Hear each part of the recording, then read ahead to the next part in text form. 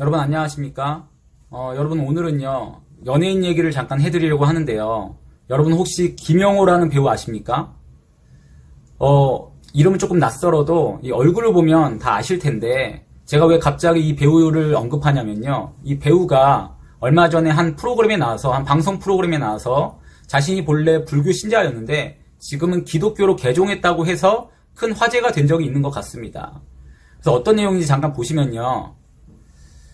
이분이 몇 년 전부터 이 육종암이란 병에 걸려서 지금 투병 중이라고 합니다. 제가 아는 분들 가운데도 이 육종암과 지금 싸우시는 분도 계신데요. 힘내시길 바랍니다.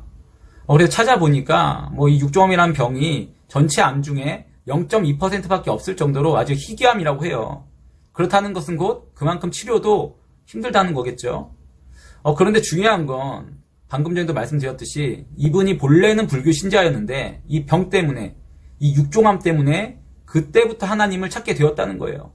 생명이 끝날 수도 있는 이 죽음의 위협 앞에서 어떻게든 살아보고자 이 하나님이라는 존재를 찾게 되었고 그 하나님께 기도까지 하게 된 것이죠.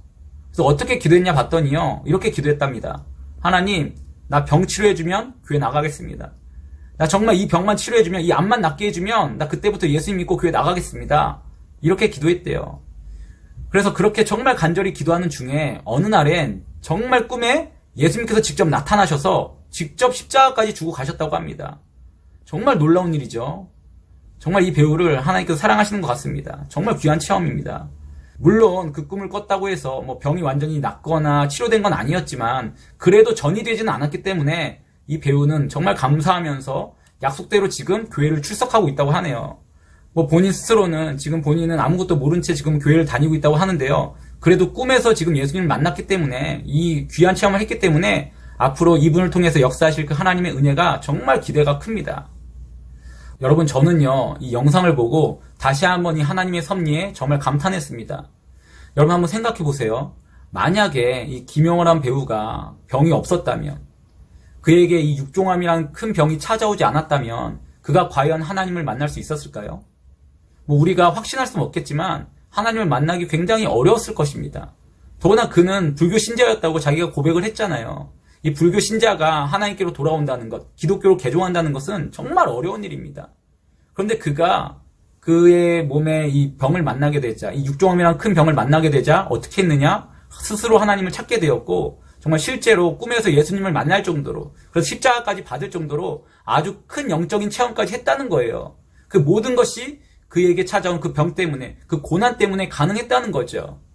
여러분 이처럼요. 때로 우리 삶을 힘들게 하는 그 고난이라는 것이요. 그리 나쁘기만 한 것은 아니라는 거예요.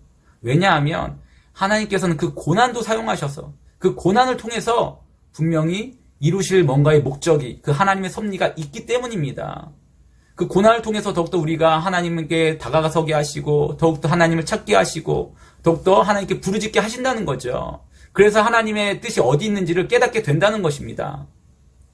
그래서 시편 기자는 시편 119편 71편에 이렇게 증거해요. 고난당함이 내게 유익이다.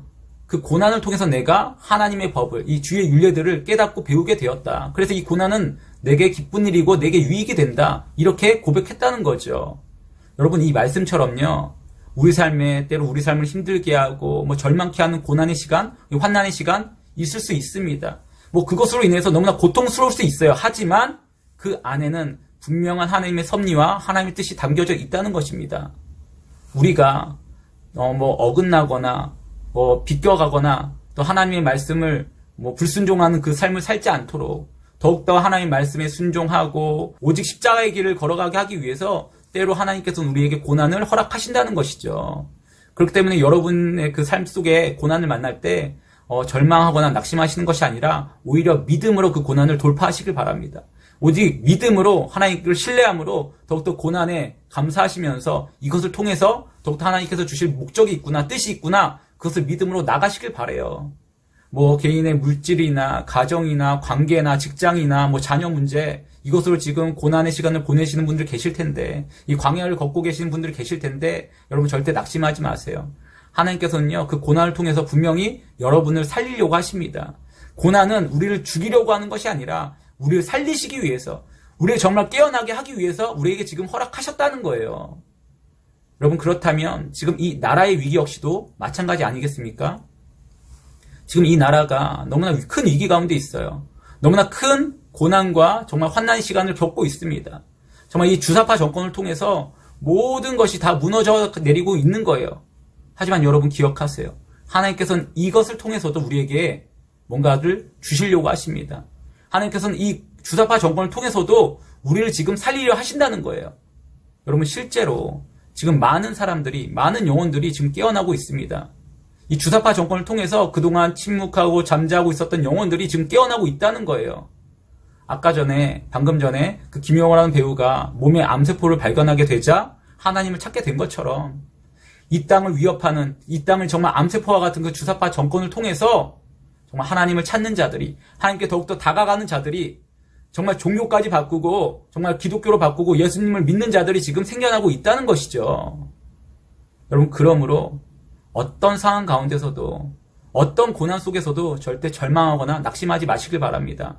분명한 하나님의 뜻이 있습니다. 분명한 하나님의 섭리가 있습니다. 그것을 통해서 여러분을 살리고자 하는 하나님의 목적이 있는 거예요.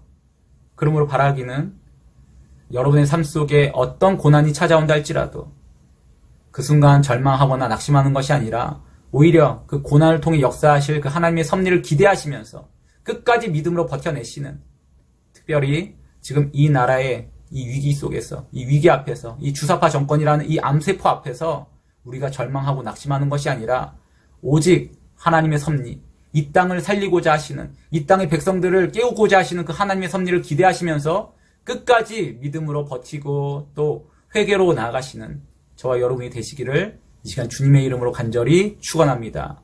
감사합니다. 마치겠습니다.